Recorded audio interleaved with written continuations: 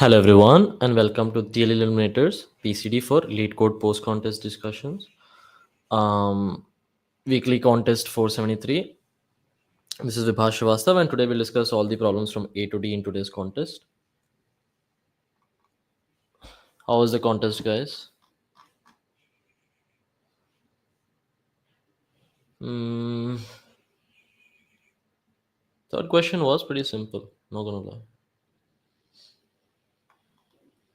Yeah, all four problems were simple, not as simple as yesterday's bi-weekly, but also like straightforward, I would say.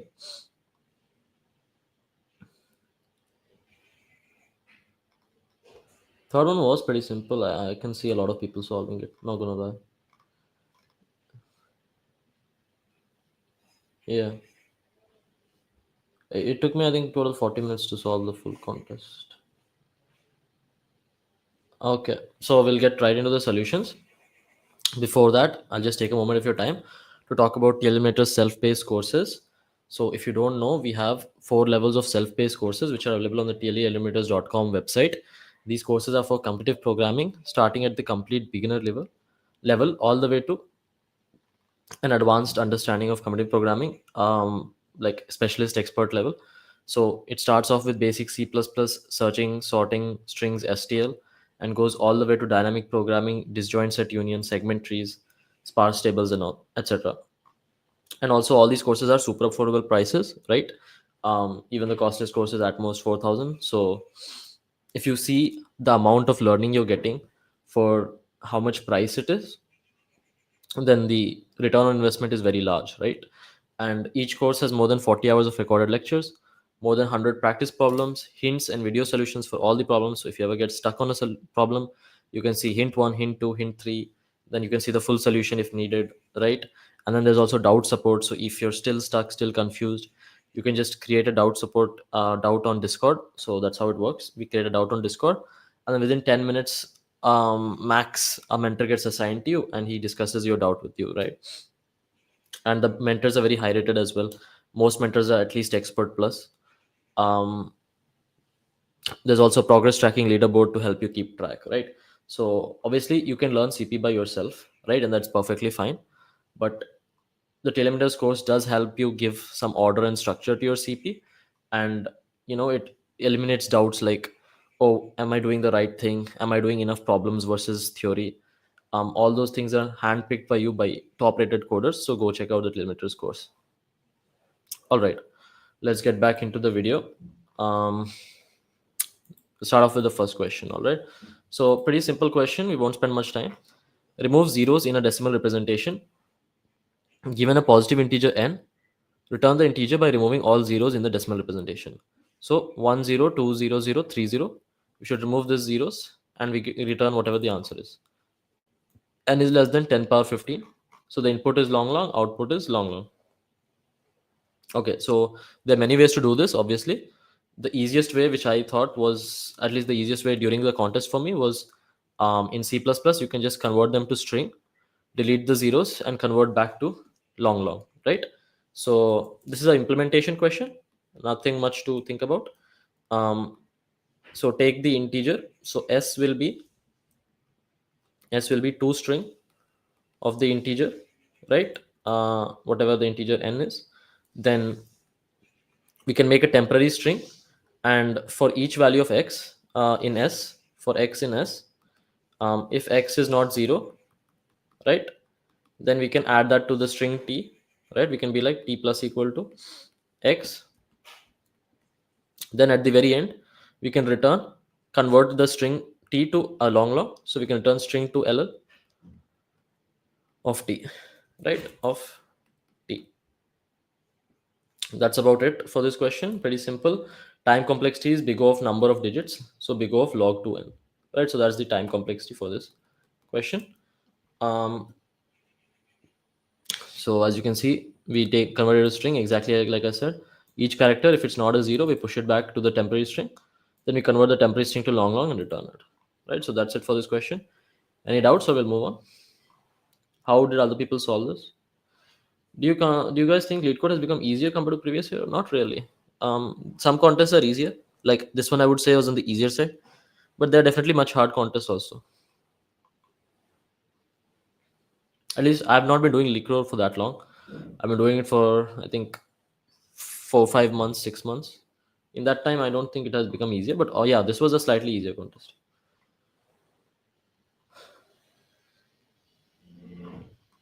Yeah, so that's how you solve the first question. Let's move on to the second one without further ado. All right, second question also I think pretty simple. Maximum alternating sum of squares. Okay, we are given an integer array nums. You may rearrange the elements in any order. The alternating score of an array is defined as array of 0 squared minus array of 1 squared plus array of 2 squared minus array of 3 squared. Return an integer denoting the maximum possible alternating score of nums after rearranging its elements. Okay, so we need to find the maximum possible score after rearranging the elements, right? And the score will be calculated in this alternating fashion of the squares. And let's see, the num's length goes up to 10 power 5, and the range of the number goes up to 10 power 4, although that doesn't matter that much. So let's just write it down. Question 2, we can say that the effect time complexity will be log n goes goes right and goes up to power 5, right? Okay, so what we need is, given an n, we need to find the maximum possible value of a1 squared minus a2 squared plus a3 squared minus a4 squared, so on, right? So let's just take an example for n equals 5, right? So for n equals 5, this is the equation we should maximize, and we can rearrange any values, right? We can rearrange any values. Okay, so if we can rearrange any values, essentially that means that given the array, this is same as, so this is equivalent to the following thing. Given the array a1, a2, a3, a4, a5, choose half of the elements, right? So here half will be 3. Choose, right, choose half of the elements, which means 3 elements, as ax squared, right? Add it as plus ax squared. Then choose the remaining elements, right? Choose remaining elements, which will be floor of 5 by 2. Should be 2 elements will be remaining as negative ax square, right? As negative ax square. Okay, now we want to maximize this sum, right? We want to maximize this sum. How do we do that? Think about a number line. Okay, think about a number line, and all the elements are on this number line. The squares of all the elements are on this number line. Okay, so we square all the numbers, and now imagine that they're on the number line. So let's say negative 1 squared is 1, right? So let's say this is one element. Let's say 3 squared is 9, so this is one element. Negative 2 squared is here, let's say, right? And let's say there are some other numbers also. Okay, so obviously I can't represent all these squares here, but let's say these are the numbers, right? Somewhere, right? So there are some numbers. Now ideally we need to choose half of them to be the plus ax squared and half of them to be the minus ax squared, right? And we need to maximize the answer. Well, we want it to be as large as possible. So if we can only choose n by 2 large numbers, it's best to choose the first n by 2 large numbers, right? Choose the largest n by 2 numbers, right? Simply because we want largest sum, so we want the largest positive ones, right? So largest sum, and then these will become the negative one, these will become the negative elements, right? Elements, right? So that's all. We can just observe directly from the number line that we want the largest ones to be positive and the smallest ones to be negative, right? So that gives us a very simple solution. Let me just write it down. So let's write it down as solution, and it will simply be sort by value of ai squared right? Sort by the value of ai squared. Then pick the largest n by 2 elements, ceiling of n by 2 elements as positive. The remaining half, the remaining half, which will be this many elements,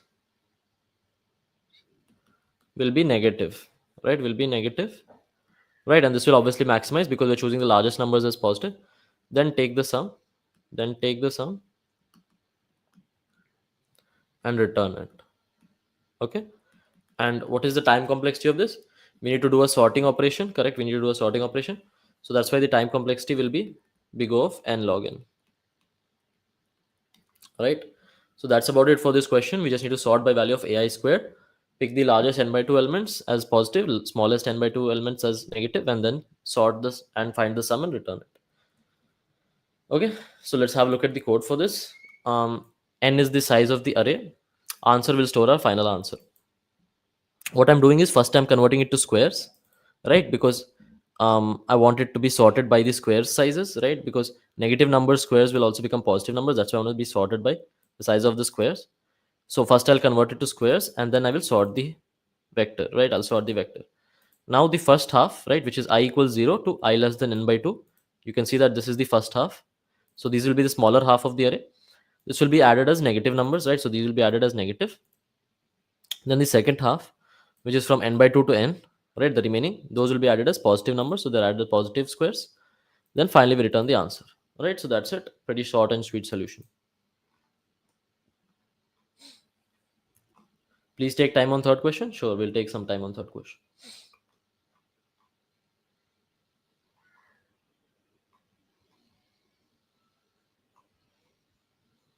Why is there a colon after return ans?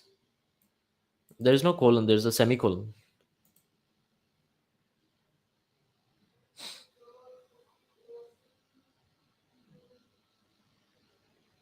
Thank you, Ahmed. That's pretty encouraging.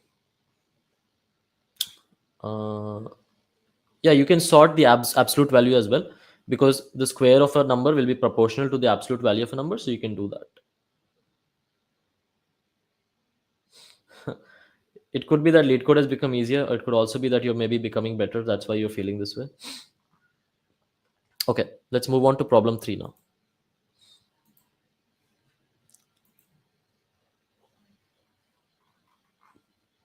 Okay, so you're given an integer array capacity. Okay, a subarray of capacity from L to R is considered stable if its length is at least 3. Okay, note down the conditions for stable.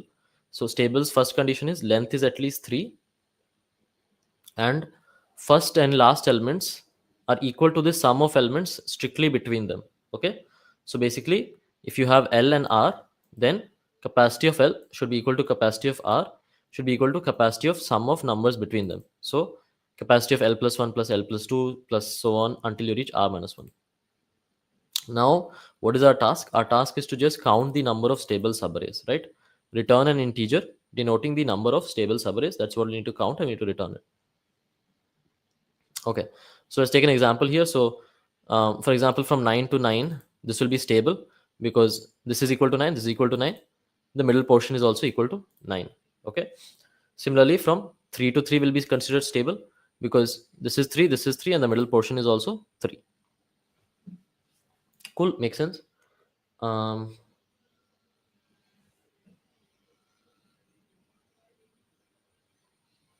uh, Kishore, I'm not sure exactly what you're asking. See, during the contest you cannot refer to videos or any other online solutions or anything like that because that is considered cheating. Fine. um, so definitely during the contest you're meant to solve it alone.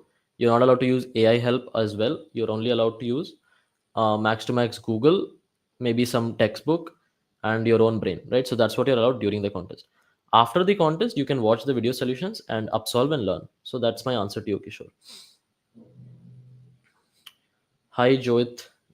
Yeah, I acted in like 45 minutes.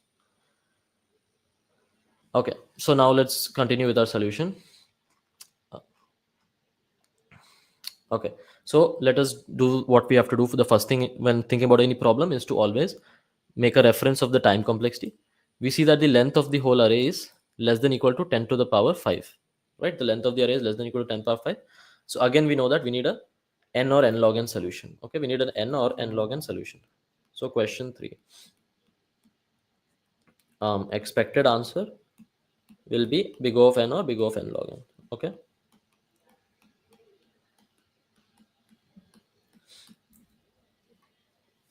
fine. Now we need to think about the stability condition. Okay, so what we're going to do is let's just write down the condition and see what we can get, right? So the idea is that any stable subarray, okay, any stable subarray. So first of all, let's not think about the length 3 right now. Let's just think of the general idea. Later we will add the length 3 condition. Okay, first we'll think about the second condition. So any stable subarray will have the following condition: capacity, let me just call it C. Okay, so I'm going to call capacity C for simplicity.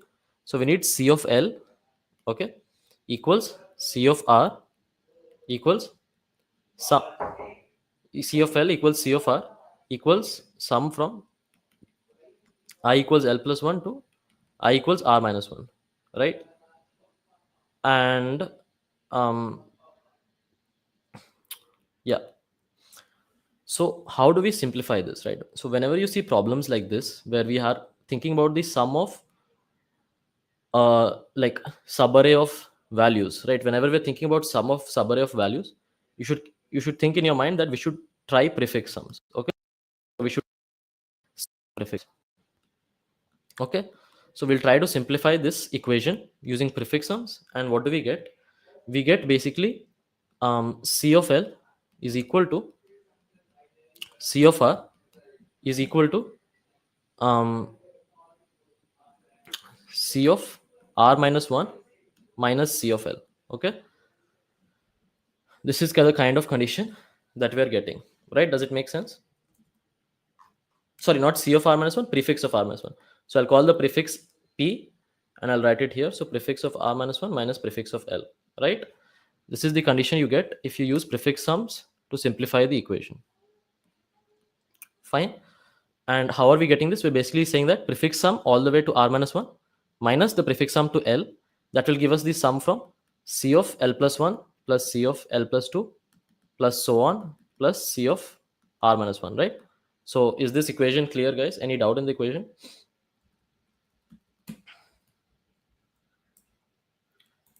This equation clear?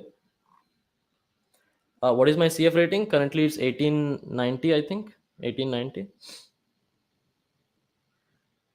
What's my lead code problem count? Uh, I'm not sure. Like I don't solve much lead code, so I mostly practice on code forces. Lead code is not my main website. Yeah. Okay. Let's move on. Let's finish the problem. Then we'll take general doubts. Fine. Okay. So now what we basically need is, like when we are looking through the array, right? What we want to do is when we're looking through the array, when we're looking through the array, let's say we're at some position L. Okay, we are at position L. Assume that this is C of L. Now, wherever the equal values are, right? Wherever the equal values are, let's say this is a C of R, which is having the same equal value, right? And this is C of R2, R1, R2. So these are all potential places where we can form a triplet, right? These are all potential places where you can form a, sorry, stable array, right? If we take this. Now the only condition which we need to satisfy is basically um, this sum of this subarray, right? Like the sum of this subarray, we need a specific value for this, right? We need not only that C of R should be equal, we also need a specific value for the new subarray value which was added here, right? For the prefix value. So basically, how do we represent that? We can say that um, what we want to do is we want to simplify the prefix of L part, and the rest of it should have the prefix of R part. Okay. So what we can say is um,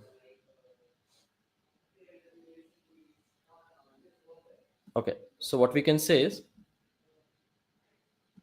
let us find the prefix at r. Okay, what is the prefix at r? The prefix at r will be simply equal to the value at r plus the prefix at r minus 1. Okay, the prefix at r will be equal to value at r plus prefix of r minus 1. And then we can say that um,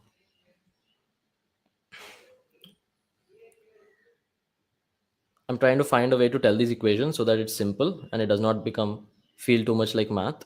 So give me a second, okay? I'll give you an intuitive explanation first, okay? I'll give you the intuitive explanation first and then I'll write the equations down. So let's say this the value of this C of L is V, right?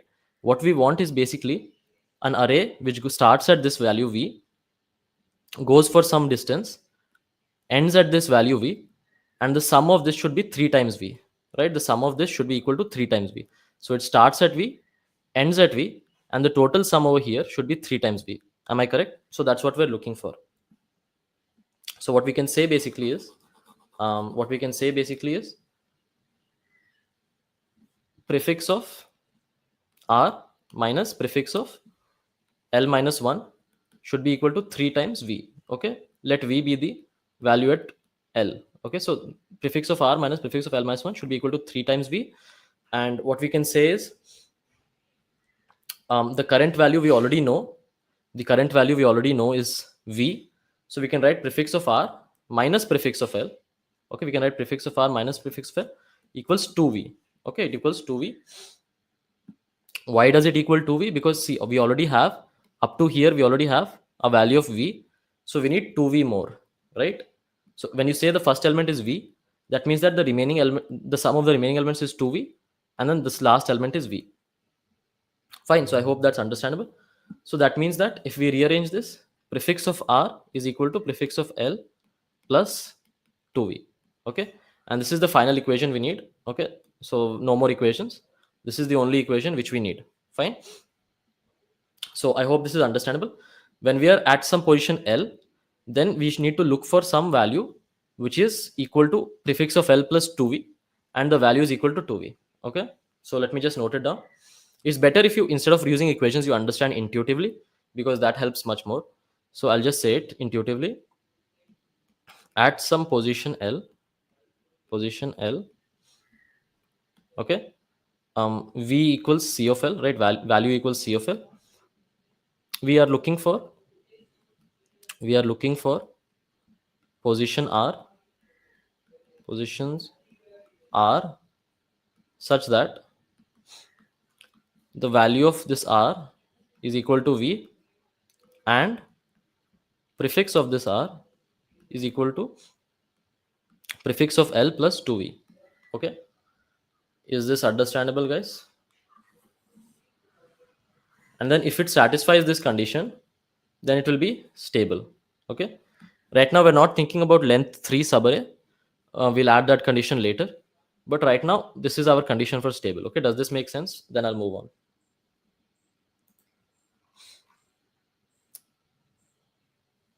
The idea of equal subarray sum is used in lot in Leetcode. Yeah, it is. Yeah, we need the same value V. Yeah, no, I'm trying to say 3V is the sum of the prefix. Sorry, the sum of the subarray. That's what I'm saying. Like 3V equals to the sum of 3V equals to the sum of C of L plus the middle portion plus the right one, right? So that is equal to 3V. This is equal to V, this is equal to V, this is equal to V. So the sum of the whole thing is 3V, right? And the excess is 2V. The excess value is 2V. That's why we are saying that we are looking for R such that C of R is V and prefix of R is prefix of L plus 2V. Okay? Am I clear?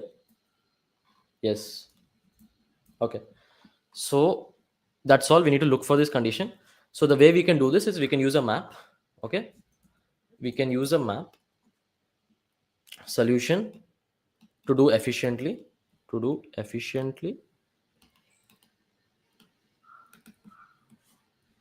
use a map.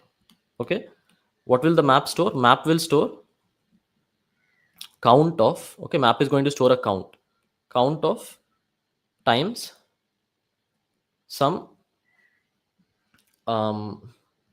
some prefix of I, comma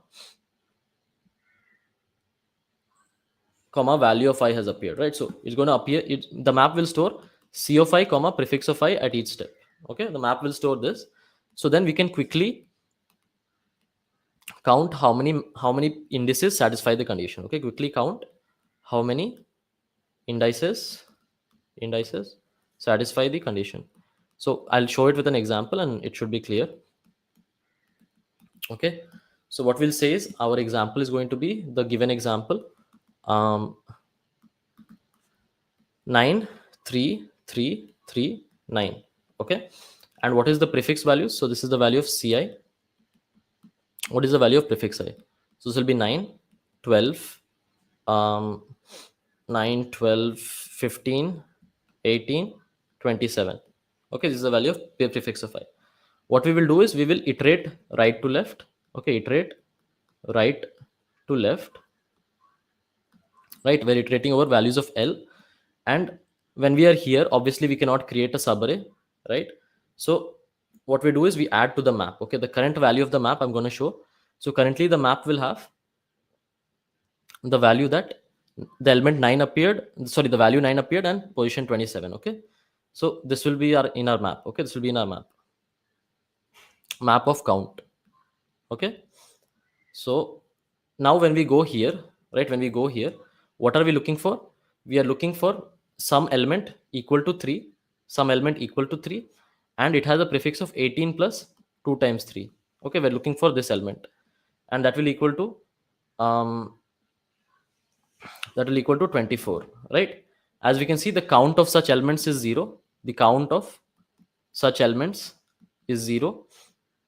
So this cannot be a left, right? This cannot be a left for any valid subarray. So we just continue. Fine, we just continue to the next step. So now what we can say is map of 3 times 18 is equal to 1.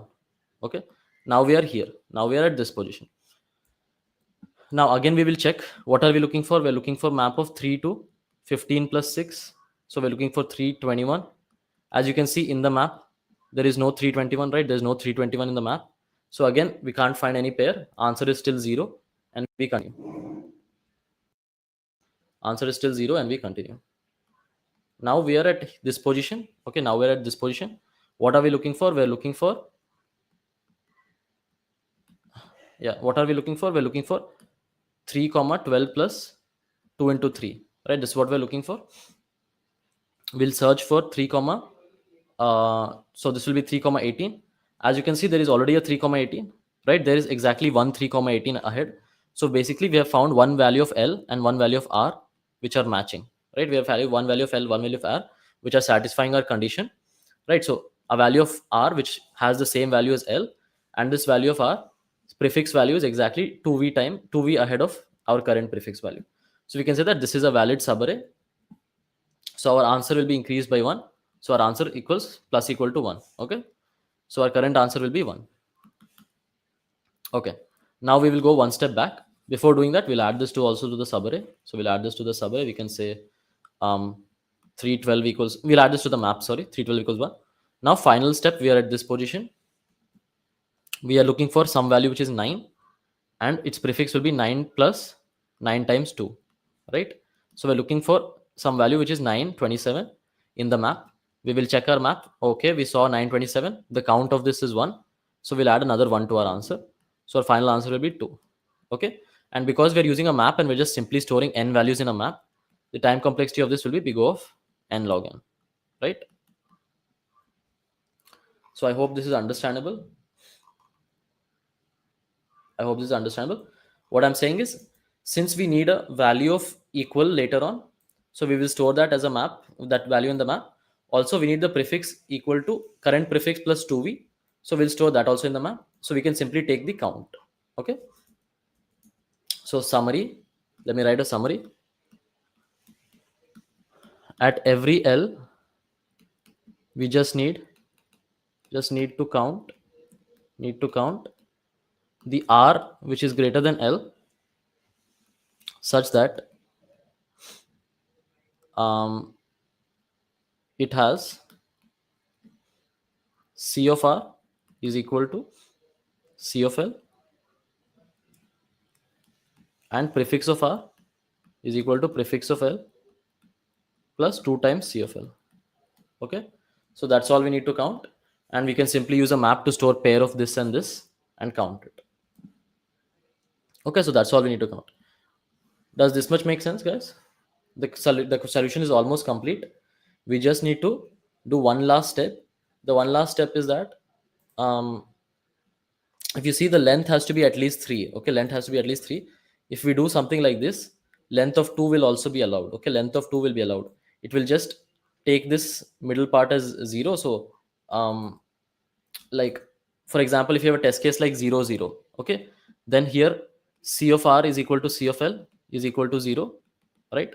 Prefix of R is equal to prefix of L plus 2 times 0, right?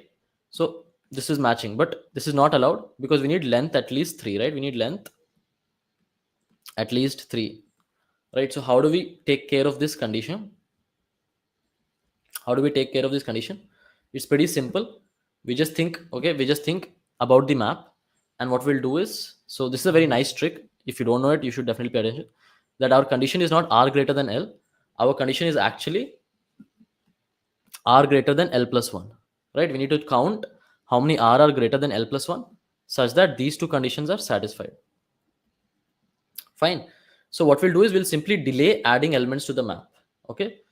So idea, simply delay adding elements to the map by one step.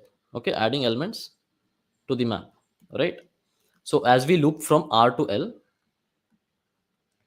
as we loop from R to L, as we loop from I equals R, sorry, I equals, let's say, n minus 1 to I equals 0,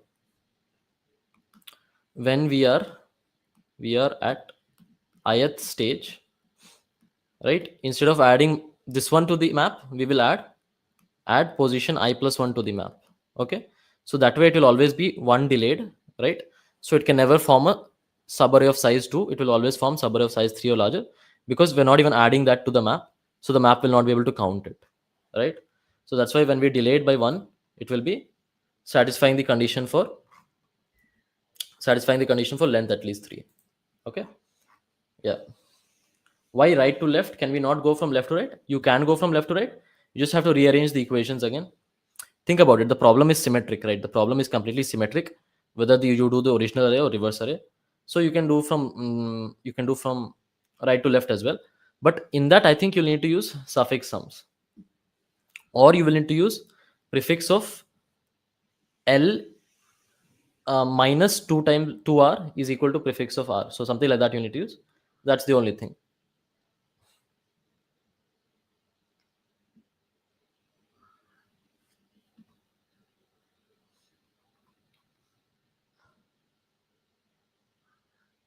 Uh, Vipin, I'm not sure exactly what you're asking. Can you explain your question a bit better? Certain, we will answer general questions after the end of the session. We need to first finish discussing all the problems, then we'll answer it at the end. All right. So let's move on to problem 4, I think. Let's have a look at the code. Yeah. So the code for this problem. So first we're going to take the size of the vector. We're going to make the prefix array. The prefix array will be simply prefix of I equals v of I, prefix of I plus equal to prefix of I minus 1. Okay, so this much we're going to do. We're just calculating the prefix. Then we have our answers, and we also have our map. Make sure that this sum which we are prefix sum should be taken as long, okay, because it will exceed int. So the value in the map as well as the prefix sum should be taken as long. Other things can be taken as integer or long if you want. Fine. Okay, so we have this pair of int and long. So it's the pair of value and prefix, right? And then as we go from right to left, first we will add the count. Okay, we'll add how many in the map have the same value as v of I and have prefix of I plus 2 v of I as my prefix. So we're going to add that to our count. Now we will add map of I plus 1, right? And if I plus 1 is less than n, then only we can do this. So we'll add v of I plus 1, prefix of I plus 1. We'll add that to the map, right? And finally we'll return our answer. So that's a pretty direct implementation of the same idea. Okay. Just have a look at a code. Take half a minute.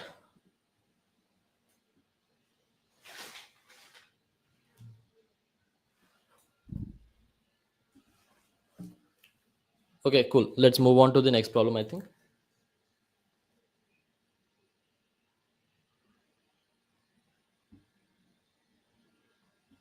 I think Vipin, that's perfectly correct. Like you can do that as well. You can update the count in the next iteration. That's also fine. See, whether you update the count here or you update the count here, that doesn't matter. As long as your logic is correct, right? Okay, Vignesh, let me just recap what we did. What I'm saying is we should not allow subarray of length 2, right? We should not allow subarray of length 2. So that's why we are delaying inserting into the map by one step. What we are saying is this condition should be satisfied, but r should be greater than l plus 1. So what we will do is when we are adding the elements to the map, right? So what we were doing, we were saying, what were we doing? We were process ith element, then we were adding ith element to map, right? Add ith element to map. So this was our original solution, right, which we discussed, right? Now we want to delay the addition to the map. We want to say that at least r should be greater than l plus 1. So simply, instead of adding the ith element to the map, we will process the ith element and add I plus 1th element to the map. Okay, this ensures that when we are processing ith element, we are processing ith element. Okay, ith elements ci prefix of I plus uh, prefix of I value,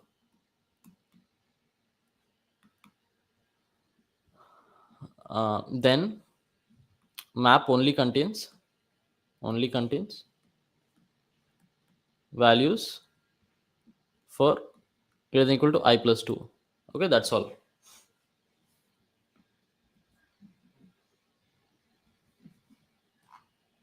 I see it's a bit confusing for people.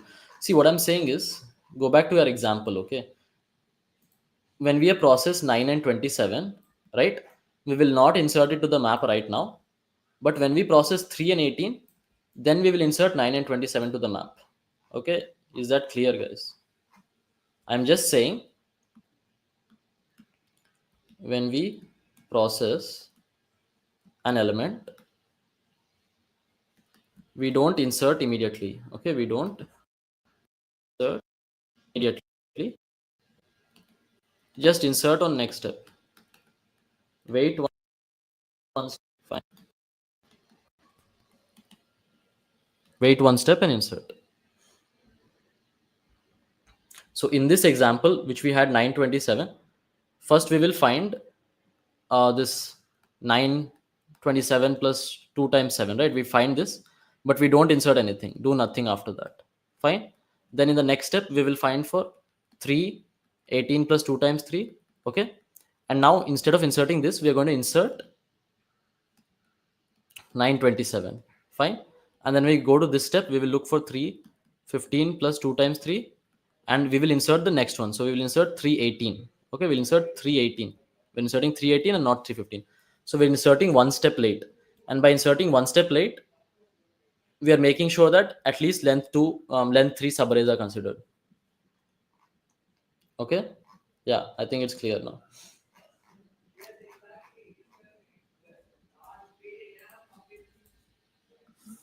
Okay, let's move on to question 4.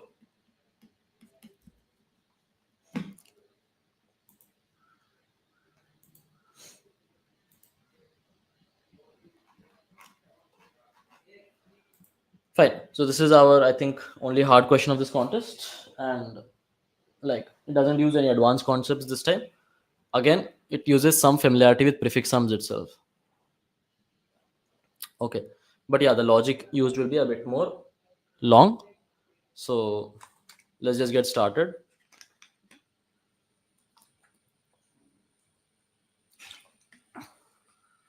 You're given an integer array sorted in non-descending order, right? So basically kind of increasing order, and a positive integer k. A subarray is good if the sum of its elements is divisible by k. Okay, a subarray is good if the sum of its elements is divisible by k. Find the number of distinct good subarrays of nums. Okay, find the number of distinct good subarrays of nums. Distinct means if we have 1 1, right, then like this also is 1 1 and this also is 1 1, but they should be counted as distinct. Okay, and note that the subarray the array is sorted. Okay, the array is sorted. N goes up to 10 power 5. So again we expect a n or n log n solution. Okay, so again big O of n or big O of n log n solution expected. Fine. Okay, so let us analyze this problem. Fine. Analysis. So what is our condition? Our condition is that a subarray is good if the sum of the elements is divisible by k. Right, again we are talking about sums of subarrays. So again we will represent this using the prefix method. Okay, will you represent this using the prefix method? So what we can say? We can say that prefix of r minus prefix of l mod k is equal to 0, right? That means that, sorry, it should be prefix of l minus 1, guys. Pay that in mind. So when you want a subarray sum, that is equal to prefix of r minus prefix of l minus 1. So this mod k should be equal to 0, right? So this is a subarray which is good, and we need to count the distinct ones. Okay, count the distinct such subarrays. Okay, it's another prefix sums counting question. Fine. Yeah, this is also subarray sum equal idea pretty much.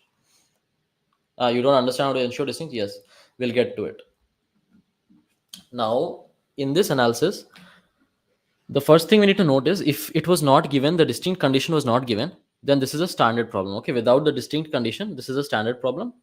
And simply what we need to do is, so I'll show you that it's a standard problem. So I think this will have many solutions on the internet as well.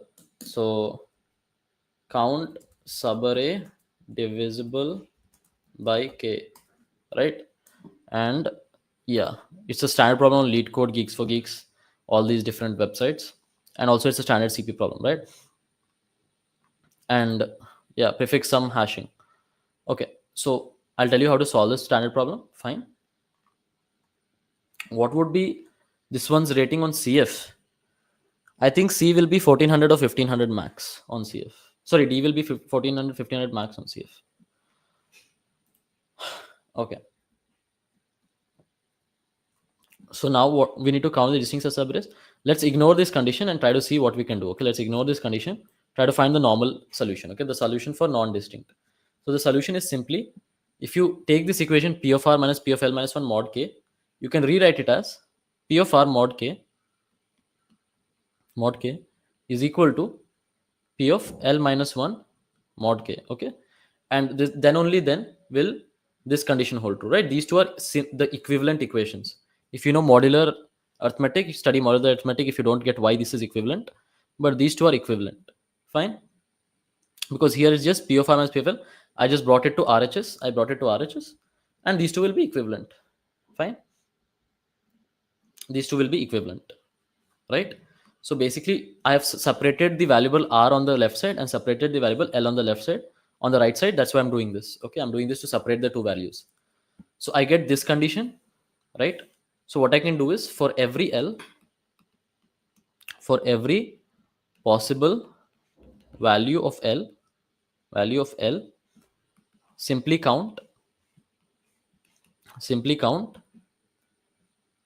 how many prefix of r is equal to prefix of l minus 1 under the mod k. Okay, under the mod k. Fine, we just need to count how many of these are there. And again, we use the similar ideas previously. We use a map and store all the ones ahead, and then we can count, right? So what we can say is, actually problem D and problem C are very similar. Problem D is just a slightly harder version of it. That's it. So for example, let me just give an example. Okay, so let's say we're trying to count in some array. Okay, this is our array, and let's take the prefix sum values. The prefix sum values will be 3, 5, 6, 8, 11, 11 plus 3, 14, 16. Okay, this is our prefix sum values. And for basically every L, let's say this was our L value. Here prefix of, or let's say this is our L value. Just as an example, this is our L value, right? And here we can say prefix of this, prefix of I is equal to 5. Mod 3, it's equal to 2, right? 2 mod 3. So we need to find all the count of wherever prefix of 2 mod 3 occurs. Okay, so prefix of 2 mod 3 will occur, let's say, at this position, right? This is also 2 mod 3. This position, this is also 2 mod 3. This position is also 2 mod 3, and this position is 1 mod 3. So we can say that this can be paired with here, here, and here. So there are 3 ways to pair it, right? So the answer will be 3 for this L. Then we can move our pointer again and we can count again in the map, right? So the prefix values can be stored in a map. Prefix values can be stored in a map, right? Stored in map. Right? Prefix mod k values can be stored in map, and we can simply add the count. So is this much clear? Should I write a pseudocode for this also? Right? So this is for when a distinct condition is not there. When the distinct condition is not there, yeah, when the distinct condition is not there, it's pretty simple. We can say that basically have map, empty map for I going from n minus 1 to 0. What we can say is answer is 0 in the start, right? So answer plus equal to map of prefix of I mod k, okay, then map of prefix of I mod k plus plus. That's all is the solution to the question when there is no distinct condition. Okay, no distinct condition. Fine. Is this much clear, guys? This finds you all the subarrays whose sum is mod k. Okay, whose sum is divisible by k. Right, so this much I guess everyone would have understood. Fine. Let's now try to understand how to do the distinct condition. Fine. Now, how to think about this distinct condition. Okay, this distinct condition. Imagine your array is equal to, let's say, 1 1 1 1, 2 2 2 2 2, 3 3 3. Okay, and your k is equal to 3. K is equal to 3. Fine. Now, for example, one subarray this, right? One subarray would be like this. Another subarray would be like this, right? And these all sum to divisible by 3. Say array is like this, right? And so on and so forth, correct? You will find many subarrays whose sum is divisible by 3. Okay. Now in this, let us fix the L value. Okay, let us fix the L value, right? Or let's say the L value is here. This is our L value.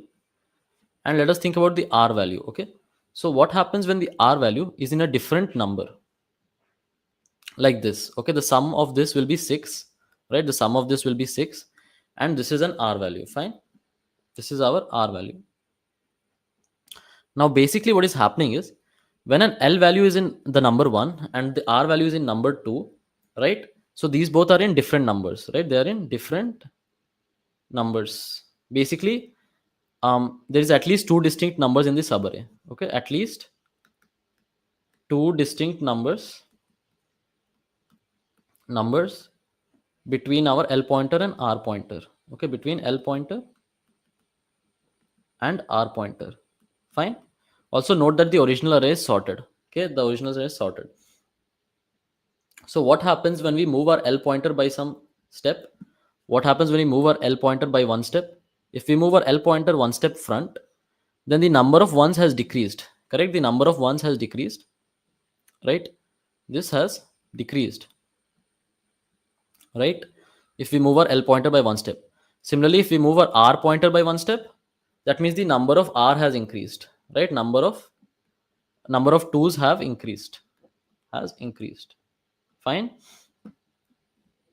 So this means that every time they are distinct values, all the subarrays are distinct itself. All the subarrays formed are distinct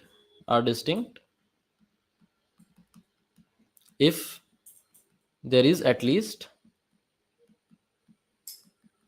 two distinct numbers in the subarray. Okay, distinct numbers in subarray. Fine. Why am I saying two distinct numbers? Because see, for example, if we have 1 1, if we have 1 1 1, then if we move this one step and this one step, the we get a identical subarray. Okay, we get an identical subarray. But if we ever have a number like this, we can never get an identical subarray again by moving it one step. Okay, just imagine it like this. We can slide a window, okay, of some size, let's say S. Fine, size S. Okay, we can slide a window of size S. So just imagine the window is like this. Okay, it's sliding over this array. And let's say this is the window, right? So this window has some values 1 1 1, right? Then when it slides one step to the right, it will again have the same values 1 1 1, right? It will again have the same values 1 1 1. So there's a duplicate window over here. Fine. But now it is going to slide here, and there are two distinct values, right? There are two distinct values. 1 and 2 are distinct values. Now the thing is, these can never have duplicates. Because when we slide the window again, this 1 has reduced, the count of 2 has increased, right? The count of 1 has reduced, the count of 2 has increased. So we don't need to care about duplicates in these cases. Again, when we slide one more step, this is obviously unique. Then again, when we slide, there's a 2 over here and a 3 over here. So the count of 3 is increasing, right? And again, we don't need to care about duplicates, right? So it can't be a duplicate. This also can't be a duplicate. The only time we are getting any duplicate sliding window is when the whole sliding window is contained inside one number itself, right? When the whole sliding window has exactly one distinct number, then only we can have duplicates. Does that make sense?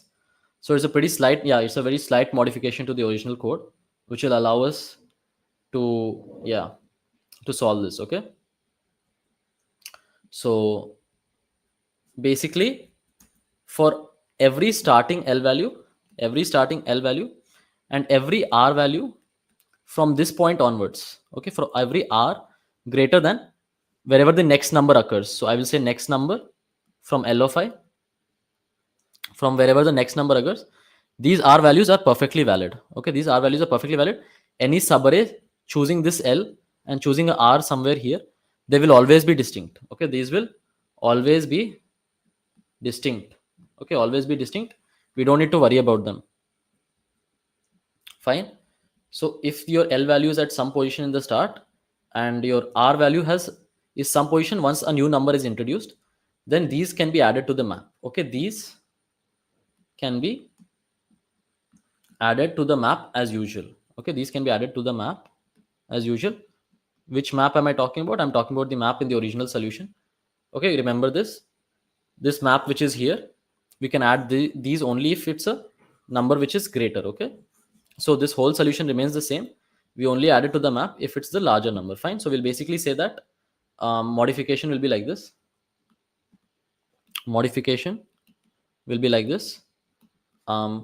Answer will be set to 0, map will be empty, right? Answer will be set to 0, 0, map will be empty. Now for I equals n minus 1 to 0, okay, for I equals n minus 1 to 0,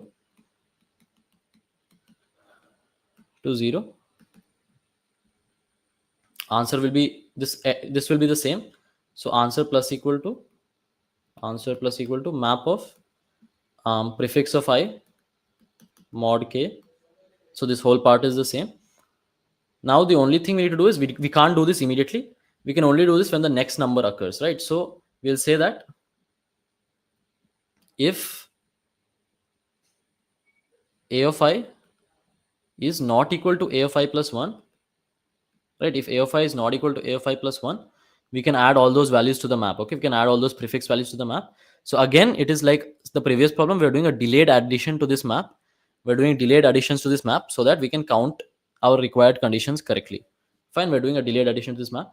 So what we'll say is we'll create a second map called temporary. Okay, so all the values which are not being pushed to the original map will be pushed here. So we'll push all values from temporary map, from temp to map. Okay, from the temporary map to the map we'll push, else we'll push it to the temporary map only. So we'll say temporary map p of I mod k plus plus. Okay, so this is how we're going to do the loop, and this time complexity will again be obviously n log n itself, because just using maps, right? Each element gets added to the temporary map once and the original map once. So the time complexity itself is n log n itself, right? So again, let's just go through what we did. We said that if the L value is here, then the R value, if it's at any point such that another number has been included, right? Another number has been included, then what happens is all these R values are considered valid, right? Because we showed that if you have a sliding window, and you slide the window like this, the number of ones decreases, the number of two increases. So obviously it will be a completely different sliding window, right? Completely different sliding window, right? But this only occurs when the duplicate case only occurs when the sliding window is entirely inside one number itself, right? So that's what we're noting. L value position can be anyone, right? Yeah, that's correct. Yeah, and that's why whenever a of I is not equal to a of I plus 1, we can add all these temporary variables, we can add all these temporary values to the map. Okay, let me just take an example and do this. Also note that we still need to count subarrays which are entirely contained in one number. We'll come to that. Okay, so please note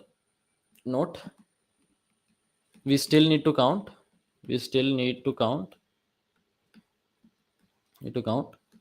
subarrays which consist of entirely one number, which consist of only one number in them. We'll do this in the last. Okay, we'll do at end, we'll do this in the end and add. Okay, yeah, so let me just do an example for how we have done this modification, and then we'll move on to the final step. So I'll do an example now. Okay, example. So here's my example for it. Let's just take the array I wrote here, right? 1 1 1 1 2 2 2 3 3 3. So basically 1 1 1 1 2 2 2 3 3 3, k is equal to 3, and we'll write our prefix values. So our prefix value will be 1 2 3 4 6 8 10 13 16 19. Cool, these will be our prefix values. So what we're going to do is basically, when we are here, right, we don't add, like we process this element. So we try map of 19 mod 3, right? Answer plus equal to map of 19 mod 3. This will be 0, so answer will be plus equal to 0. Then we don't immediately add this element to the map while going to the next step. We will add it to temporary map. Okay, temporary map 19 mod 3 plus plus. What is 19 mod 3? That's 1, right? So temp of 1 plus plus. That's what we're going to do. Okay, we'll move to the next step. Here also, a new number has not started. This 3 is equal to the next 3. So again, when we process this, first we'll process this, then we will add to temporary map, right? Process, add to temporary map. Again, the same thing. We'll do temporary map of 16 mod 3 plus plus. Then again, we'll process 3, add 13 mod 3 plus plus to the temporary map. Now, when we go from 3 to 2, okay, we go from 3 to 2, we know that a of I is not equal to a of I plus 1. Now we can copy the whole temporary map into this map. Okay, we can copy the whole temporary map here. So what we'll do is copy the whole temporary map here to the normal map. Okay, to the normal map. right? uh, right, and then when we process it, then basically all these subarrays starting at this L and ending at any R here gets available to us, right? And that's what we're basically doing.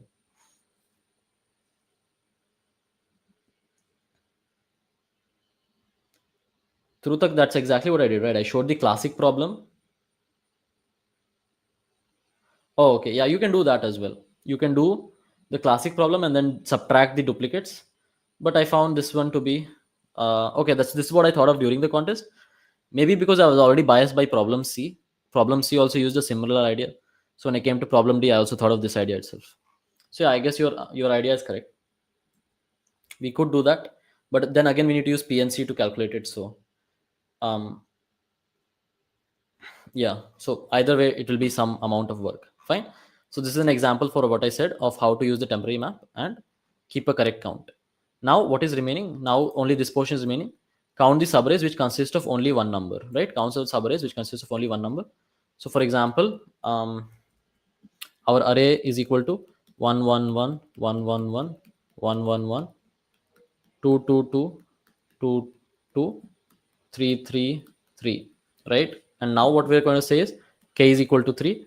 We have already counted all the subarrays of this form, right, which have two or more numbers in them. We have counted all the subarrays of this form and subarrays of this form. We have counted them.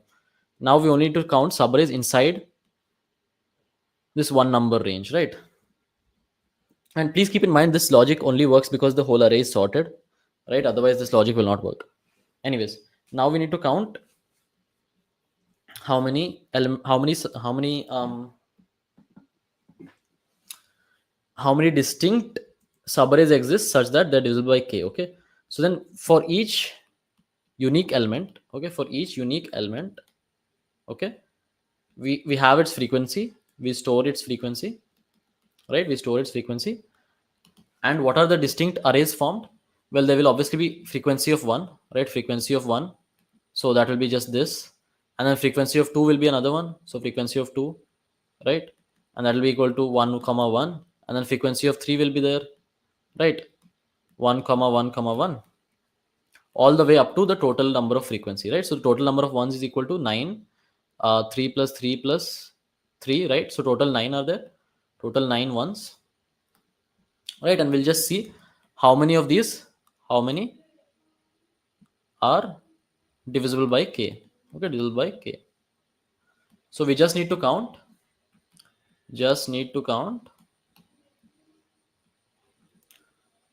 how many are divisible by k. Yeah, that's it. So we can just try one by one. Like we'll be like, for I equals 1, I less than total frequency, right? Total frequency of this element I plus plus, if I times value is divisible by k, answer plus plus. Okay, and that's how to handle this. Simply like 2-3 lines. We just need a frequency table and we can just handle it. Okay, that's it. Fine. Yeah, only particular lengths, the lengths which are divisible by k, that's it. Yeah, so that's it. And when we combine these two together, so this is for everything which have two distinct subarrays, two distinct values in the subarrays. This is for only one distinct values in the subarrays. When we combine the answer for both of them, we get a final answer and we can return it, right? As you can see, this is a simply, this can be implemented in big O of n also if needed, right? If you use unordered map, but we can do it in n log n or big O of n depending on whether you use map or unordered map. And the first one needs a map, so it will be big O of n. So total time complexity. Actually, we can use unordered map for the whole thing also. So time complexity will be big O of n. But I used maps in the contest, so the overall time complexity for me is n log n. Okay, with map of n with unordered map. Fine. So that's it. Let's have a look at the code.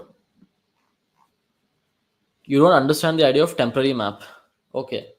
So basically, what I'm saying is, did you understand why we are not adding these elements first, right? So when our L pointer is in this number 1, we cannot have our R pointer in another one because it might have duplicates. Okay, we cannot have our L pointer and R pointer both in one because it can have duplicates. We can only have R pointer inside this remaining portion. Is that clear? Unordered map can't be trusted. Yeah, on code forces especially, unordered map can't be trusted because of hash collisions. That's why I prefer maps. But theoretically, unordered maps will be big often for this. So Himanshu Tiwari, yes, I'm explaining for you. So please give feedback on whether you're understanding or not, right? So I'm saying that if you have an L pointer over here, we showed that we are only looking for R pointers in the numbers which are greater than equal to this. Okay, we're only in the numbers which are greater than equal to this. So that's why we are only going to add the numbers which are greater than equal to this into the map. Fine. So all the ones which are in one, they will be stored in a temporary map until they are needed. Okay, they will be stored in a temporary map until they are needed. Um, Basically, I want to say is we want prefix of r mod k equals prefix of l minus 1 mod k if and only if a of r is greater than a of l. Okay, this is the condition we're looking for, and it is the similar condition as problem C again. Condition looking for, in problem C we had to delay by one step, in this we have to delay by multiple steps. Fine, we want this.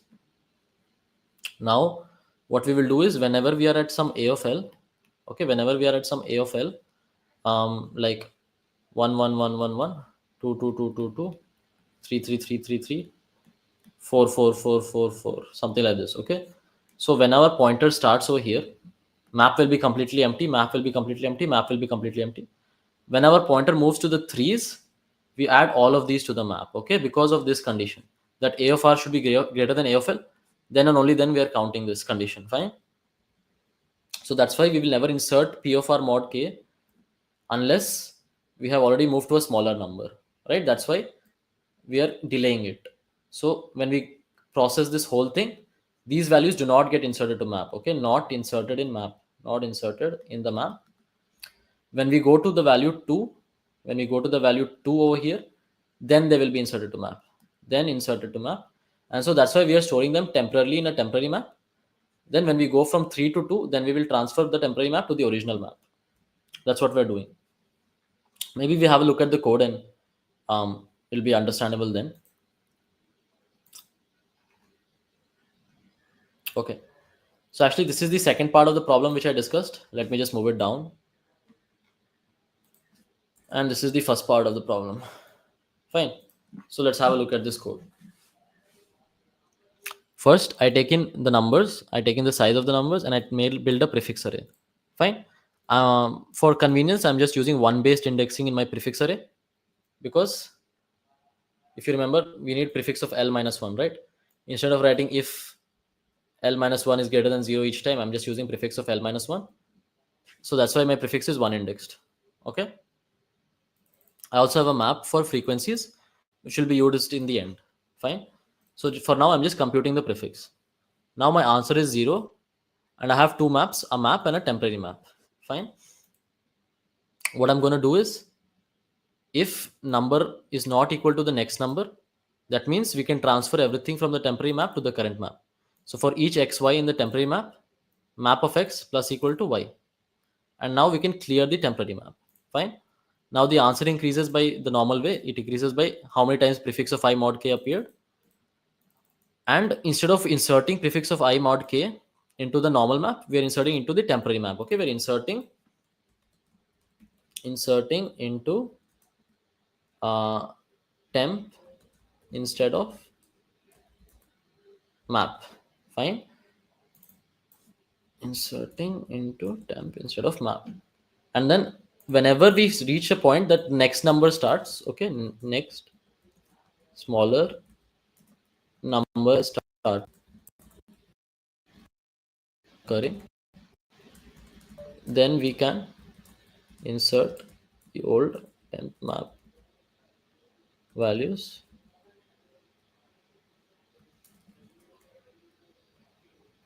into the original map, right? So again, it's basically a delayed insertion into the map. Only thing is we are delaying by um, we are doing this delay by making sure that nums I is not equal to nums I plus 1. Basically, whenever the next number starts, then we're inserting it. And because they're multiple values, that's why we're storing them in a temporary map. That's it. Does it make sense? Yeah. Thanks for that, Billy. Okay. So then we did this. Now the next part, remaining part, is just to count for the subarrays which have only one distinct element. So we can just count their sum. Okay, so this is x is the number of the x is the value and y is the frequency. Okay, x is the value, y is the frequency. We just created a normal frequency map. Okay, so frequency of each number is noted down. So then sum is equal to 0. While the frequency decreases, I will add to the sum. If sum mod k is 0, answer will increase. Right? So for when we have only a single element, then we just need to count how many times adding x is going to be divisible by k. So we're just counting that, and then finally we return the final answer. Right? So this was part 1 of the question. When the L pointer and R pointer are in different subarrays. This is part 2 when the L pointer and R pointer are in a subarray which does not have different values. Fine. And here we are just doing the normal solution, but we're delaying for the next number. Here we're just counting how many times the sum gets divided by k. So yeah, that's about for this contest. If the last one was confusing, yeah, obviously the last problem will be a bit harder, right? The ideas will be a bit more confusing than usual. But I highly recommend everyone to solve this since it just uses all basic concepts, map and prefix sum, right? That's the only concept used. So if you should sit down and think about it after the explanation, go through the code, go through the equations which I wrote, right? The equations which I wrote.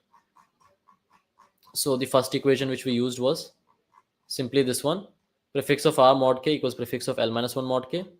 Think about the original without distinct wala solution. Think about what I said here. All subarrays formed will be distinct if there are at least two distinct numbers in the subarray. Okay, so this is a very important point. This is the crux of the problem, I think. See, this is the crux of the problem.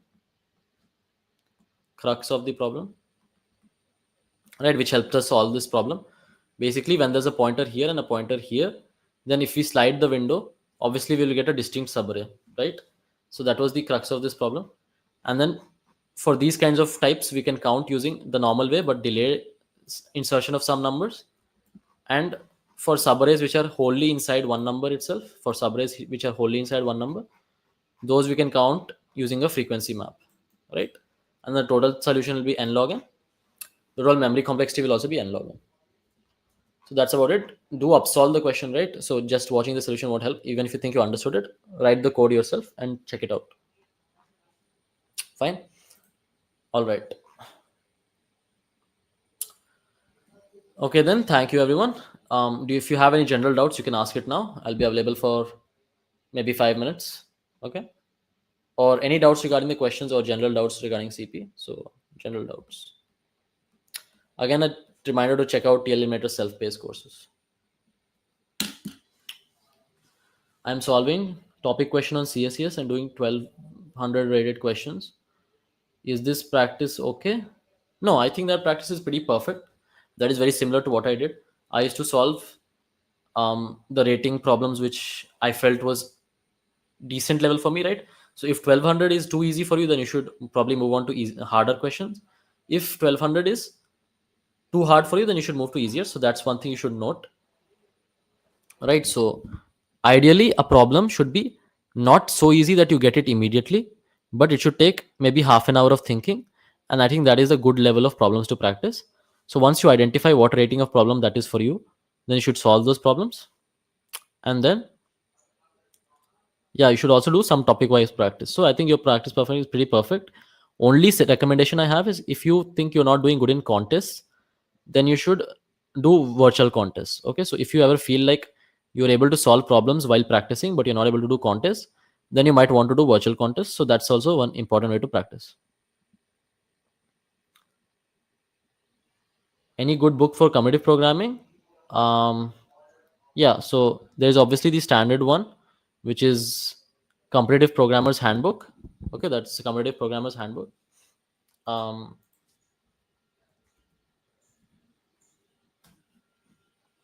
right, so this is a pretty good resource. It is not exactly like a book which explains everything. It's more like a collection of techniques, so there'll be a technique and a short description, right? So if you go over here, there is like greedy, some example of greedy, some given problems like scheduling problem, tasks problem, and then they've discussed it. Or let's go to some graph algorithms. So if you go to shortest path, then they'll explain, okay, Bellman Ford, example of Bellman Ford code, sometimes Dijkstra's algorithm. So I find this book pretty nice.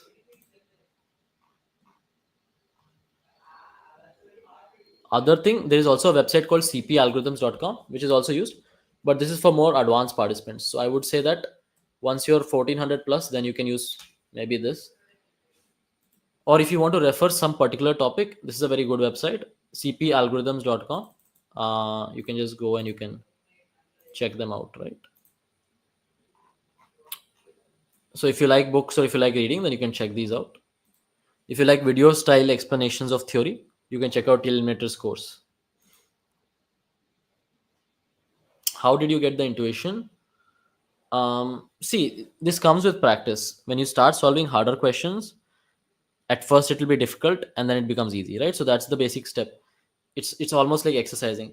You start with smaller weights. Once you become comfortable with those weights, you increase the weight. You become comfortable with that weight, you increase the weight, right?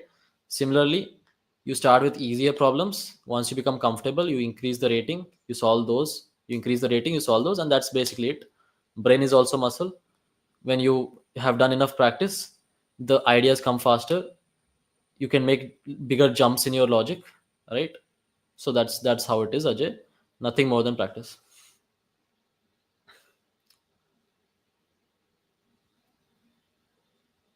I'm lacking to solve C problems. Well, the easiest way is to focus specifically on C problems, right? Am I good in development? I'm not sure how you define good. It's very hard to define good in development. I know some basic development, yeah. I know how to use, I know how to build a basic website or a basic app. That much I know, I can say. I am not like the maximum projects I've done in development are like hackathon projects or projects which took like 1 month or 1 or 2 months. I've not worked on a big development project or something which has been in production. I've not worked on production code. That much I can say. All right, then everyone, we'll end the session now. Thank you everyone for attending. Do absolve, right? As usual, like if you just watch the video and if you don't absolve, there's no point. Thank you and see you in whatever next PCD is. Okay, bye bye.